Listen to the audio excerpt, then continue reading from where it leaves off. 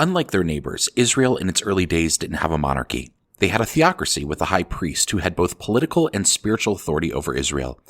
They also had military leaders like Joshua, Ehud, Deborah, Samson, and so forth that helped secure their freedom. After Israel had settled in the Promised Land, things didn't go exactly as they had hoped. There was lots of spiritual complacency, followed by judgment in the form of political oppression, then repentance, then deliverance in the form of some military leader, and then Israel fell back into spiritual complacency. The book of Judges, which follows on the heels of Joshua's heroic conquest, reads like a never-ending cycle that spirals more and more out of control. When you finish reading the book of Judges with a really sickening feeling, you get to the book of 1 Samuel. Samuel became Israel's prophet. Think of his position like the Pope. He was primarily the spiritual leader, but as the recognized head leader of Israel, he had also had a lot of political sway. Samuel eventually appointed his sons as regional leaders, but his sons lacked the integrity and charisma that Samuel had.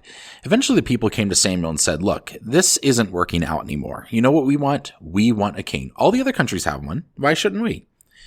Samuel, frustrated by Israel's rebellion and spiritual complacency, approached God, and God said, quote, listen to the voice of the people and all that they say to you, for they have not rejected you, but they have rejected me from being king over them, just as they have done to me from the day I brought them out of Egypt to this day, forsaking me and serving other gods, so also they are doing to you. Now then, listen to their voice, only you shall soundly warn them and show them the ways of the king who shall reign over them. End quote.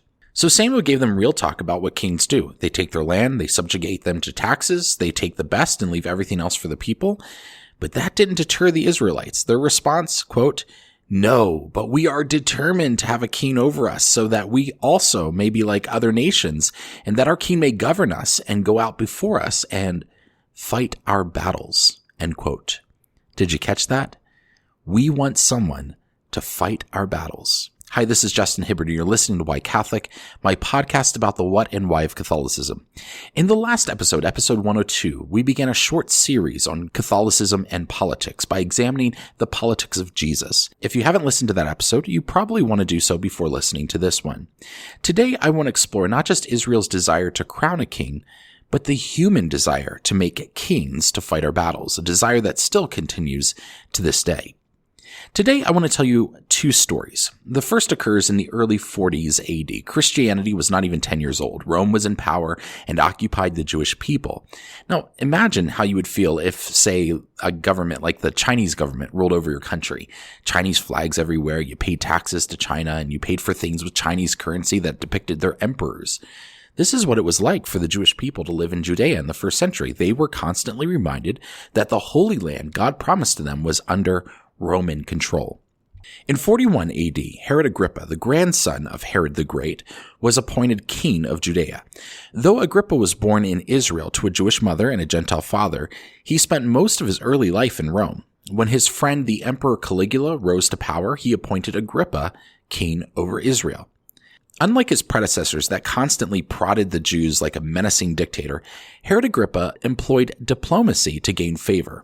It's said on one occasion, as he was traveling through the streets with his entourage, he crossed paths with a Jewish wedding procession. Now, instead of the wedding party waiting for the king to pass, Agrippa insisted that the wedding procession continue ahead of him. When Emperor Caligula tried to have a statue built in the sacred Jewish temple and establish emperor worship as was common throughout the Roman Empire, Agrippa pleaded with him not to do it, as it would greatly offend the Jews. Agrippa practiced Jewish customs both privately and publicly, and he went so far as to show goodwill to Jewish leaders that he persecuted the early Christians. Of particular note, he had Peter put in prison and had James, son of Zebedee, beheaded. Both were among Jesus' original 12 disciples. The Talmud, which is a collection of Jewish rabbinical traditions, records stories about Agrippa. It explains that on one occasion he was celebrating an important Jewish feast. As was custom, the Jewish people would invite the king to read a passage of scripture, and usually the king would just sit there and participate half-heartedly. But as for Agrippa, he stood up and read the Torah publicly. What's even more interesting is that the passage he was given to read was from Deuteronomy, and when he came across Deuteronomy 17:15, he began tearing up. Why? Because it says, quote, be sure to appoint over you a king the Lord your God chooses. He must be from among your fellow Israelites. Do not place a foreigner over you, one who is not an Israelite, end quote. The royal throne in Israel, King David's throne, was reserved for those in the royal line, in the tribe of Judah. Being that Agrippa is not fully Jewish, both he and the Jews knew that sitting on King David's throne may have been his Roman duty, but was violating the Jewish faith. Whether those tears from Agrippa were real or a show, that we don't know. But what we do know is the response from the Jewish people. Whereas they normally despised the Roman king who sat in authority over them, on this occasion, the Jewish people in attendance called out, "Fear not, Agrippa, you are our brother." It was quite a thing for Jewish people to not only celebrate Agrippa's rule, but to basically give him a pass on being Jewish. Mind you, that during this time period in Israel, the Jews didn't dine with Gentiles, they didn't associate with them, and they certainly didn't allow them to participate in their sacred festivals. What was even considered worse than Gentiles were Samaritans, basically half Jews. They lived in the region between Judah, where Jerusalem was, and Galilee, where Jesus and most of his disciples were from. And instead of traveling directly through Samaria to get from one region to the other, most of the Jewish people would actually travel all the way around Samaria and avoid it altogether. They wanted nothing to do with those half Jews. For the Jewish people to call Agrippa their brother, that was extraordinary. Even the Talmud points out how hypocritical and wrong the Jews were for saying this. They were trading their identity and their commitment to Scripture for political favor. It didn't stop there. Both Josephus and the biblical book of Acts record a festival that Agrippa threw in celebration of the Emperor Claudius in 44 AD in Caesarea, a northern coastal town in Israel. Agrippa came out wearing a shining suit of silver, and when he began to address the crowds, the people, including the Jews in attendance, called out, "The voice of a god, and not of a mortal." Suddenly, Agrippa was struck dead. Acts 12:23 says, quote, "Immediately, because Herod did not give praise to God, an angel of the Lord struck him down, and he was eaten by worms and died." End quote. Agrippa knew how to win over the Jewish people, and in turn, the Jewish people became sycophants, political brown-nosers who feigned pious loyalty in order to get political favors. But the problem with sycophantism is that it can easily turn from feigning pious loyalty to actual unchecked loyalty, and that's where it becomes particularly dangerous and morally compromising.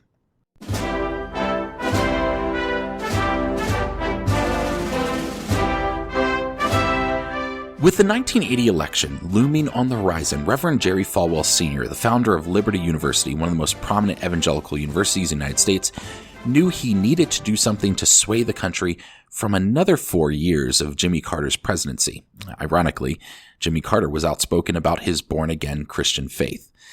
Now, in 1979, Falwell convened a meeting in Lynchburg, Virginia, to discuss what they could do to steer America away from what they perceived to be a proverbial iceberg. I convened a meeting here in Lynchburg back in those days. I'm going to guess it was, 1979, probably early 79, in which I invited many of my friends in Washington with whom I'd been talking about this thing. It was in the course of that conversation in Lynchburg where Paul Weyrich made the famous statement to Dr. Falwell, "I believe there is a moral majority out there ready to be organized." So that they see that what they're battling is the same thing and they need to be unified. Falwell stopped me and he said, "Go back to what you said earlier." Well, I misinterpreted him and I started to say something else. No, he said, "You started out by saying out there is something. What did you call that?" And I had to think of what I said. And finally I said there was a moral majority. And he said, "That's it." He turned to his guy and he said, That's what I'm going to call the organization, moral majority. And that was the beginning of the moral majority. Here's Jerry Falwell in a press conference explaining the goal of the organization. Moral Majority is not a religious organization. If it were, we could not get 72,000 pastors, which includes Jews, Protestants, Catholics, Mormons, fundamentalists, etc., together without a blood battle. The fact is that it's political. It's a very political organization, and one's membership is based upon citizenship in this country and a commitment to a pro-life, pro-traditional family, pro-moral, and pro-American position. Did you catch what he said? He said if this were a religious organization, there's no way you could gather 72,000 pastors together without a bloodbath. It's almost as if he said the theology of Jesus is too controversial for us to agree on, but what can we agree on is politics. As much as that contradicts Jesus, Paul, and Peter's incessant calls for unity, Jerry Falwell was right. Put a Catholic and a Presbyterian and a Baptist in a room and ask them to iron out the theology of communion and baptism, and it might turn into a bloodbath. But what do we agree on? Marriages between a man and a woman, pro-life, pro-morality. Falwell was about to take on an enormous task. How do you mobilize a bitterly divisive religious population to unify together in order to steer the enormous American political ship?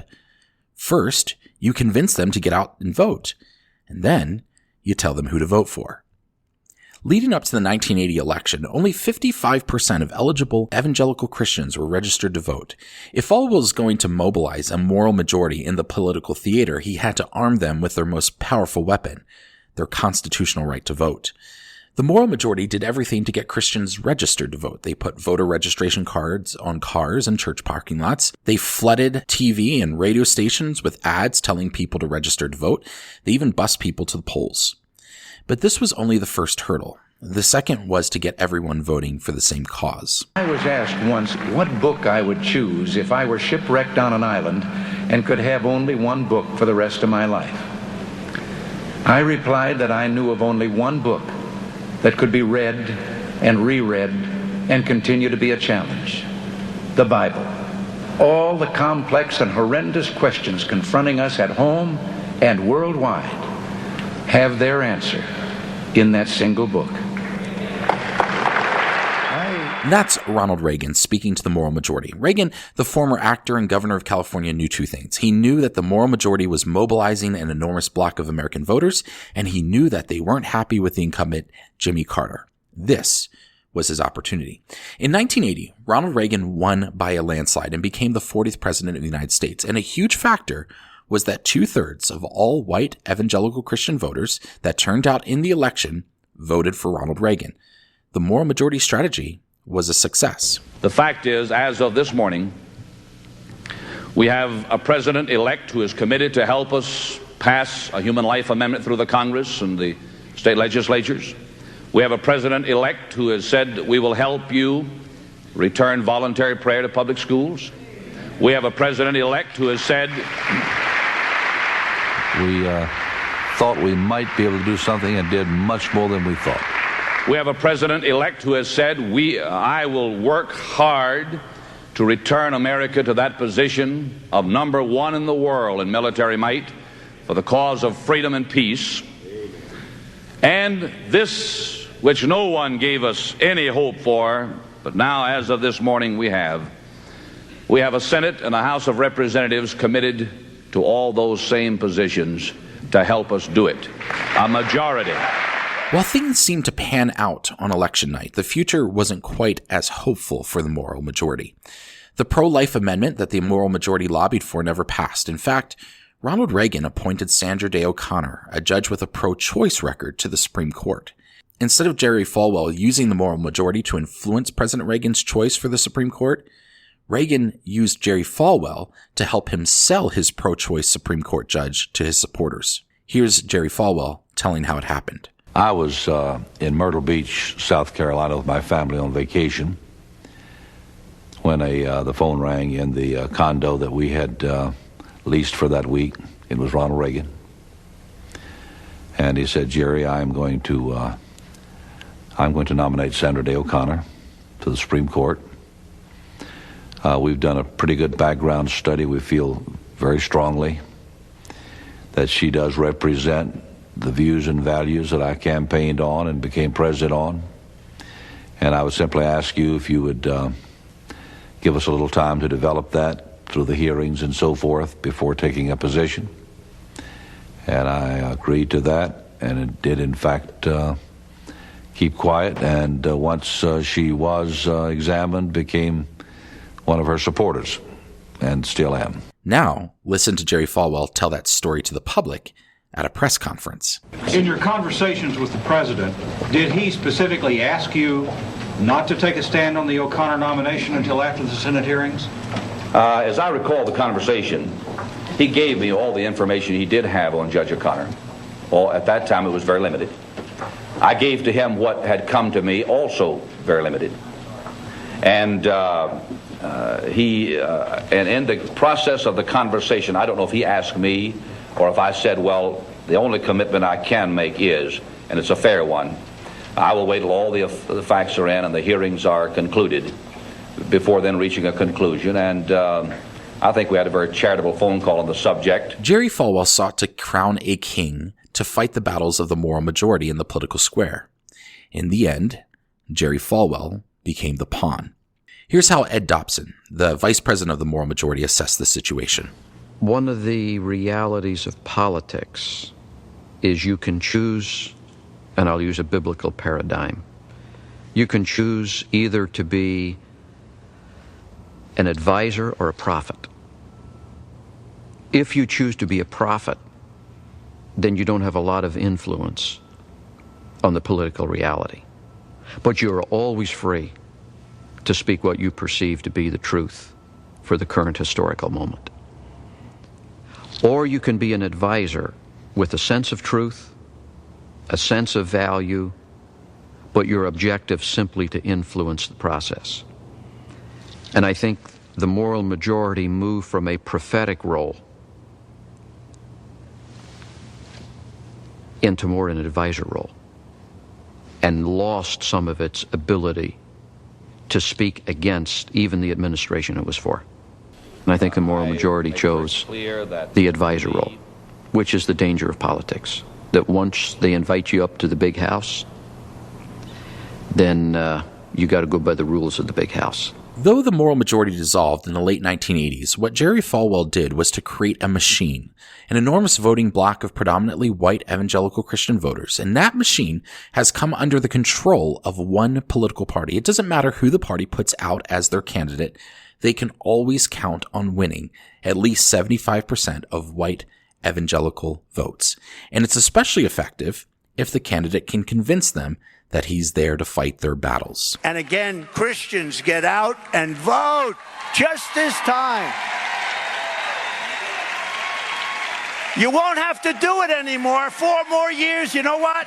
It'll be fixed. It'll be fine. You won't have to vote anymore, my beautiful Christians. I love you, Christians. I'm a Christian. I love you. Get out. You got to get out and vote.